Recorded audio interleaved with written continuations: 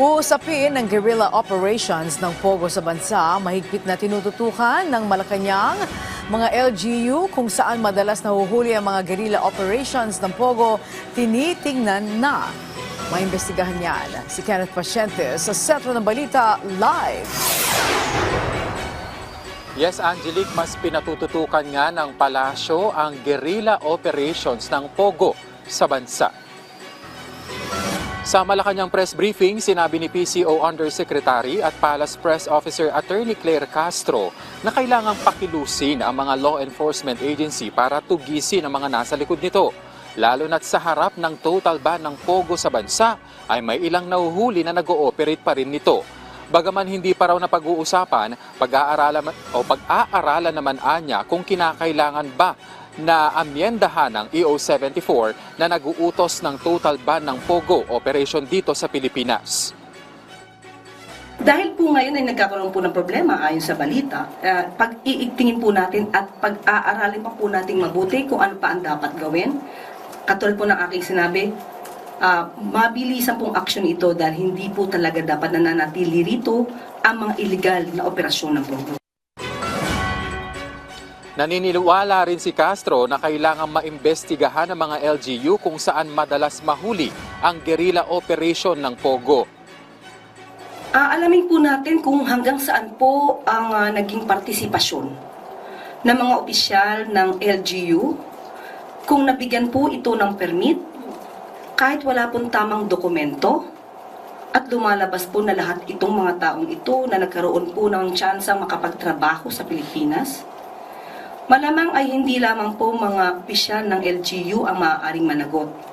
Kailangan po nating matrace kung paano nakapasok ang mga foreigners, Chinese nationals in particular, or may iba pa, no? May iba pa po mga foreign nationals. At ito po ay pag-aaralan natin at makikipagtulungan po tayo sa lahat ng ahensya para masok po ito. Muli namang binigyang diin ng palasyo na nananatili ang posisyon ng Pangulo na walang jurisdiksyon ang International Criminal Court sa bansa. Kasunod yan ang naging pahayag ni Office of the Solicitor General na hinihikayat ang ICC na magbigay na lamang ng mga ebidensya kaugnay sa drug war ng nakaraang administrasyon. Nandun pa rin po ang ating polisiya na wala pong jurisdiction ang ICC sa ngayon. But kapag po humingi ng tulong ang Interpol, magkukumplay po tayo at tutulong po tayo. Natanong din si Castro kung ano ba ang pananaw ng palasyo sa mga hakbang ni bagong DOTR Secretary Vince Dizon.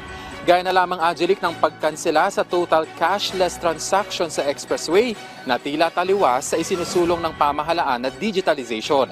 Giit niya, marapat lamang nabigyan ng sapat na panahon ng kalihim na pag-aralan din ang iba't ibang issue sa ahensya. Sabi nga niya po ay kailangan nating gawing perpekto yung expressway system natin. So, pagbigyan po muna natin ang ating appointed, newly appointed Secretary of DOTR, Vince Dizon. At kapag po ito ay kanya naaral, maaari po siya magbigay ng report kung kinakailangan talaga 100% na dito sa expressway payment. Iginiit din ng Malacanang na hindi kailanman kukonsintihin ng palasyo ang pang-aabuso. Kaugnay ito, Angelique, ng pagdaan ng isang police convoy sa EDSA busway at nangatwirang may mahalagang pulong. Sabi ng palasyo, tanging ambulansya at sasakyan ng BFP ang pinadaraan dito na tumutugon sa emergency. Marapat lamang anyang bigyan ng karampatang parusa ang sinumang lumalabag sa batas. Ang palasyo po ay ayaw po ng abuso. Definitely po, kung sino yung dapat managot, kung may pang-aabuso, ay dapat lamang pong managot. Hindi po ito tolerate ng palasyo ang mga abusong gawain, kung meron. Angelique, sinabi naman ni Yusek Castro na patuloy ang paghahanda ng pamahalaan sa inaasahang pag-host ng Pilipinas sa ASEAN Summit sa susunod na linggo. At yan na muna ang latest. Balik sa iyo, Angelique. Alright, maraming salamat, Kenneth Paciente.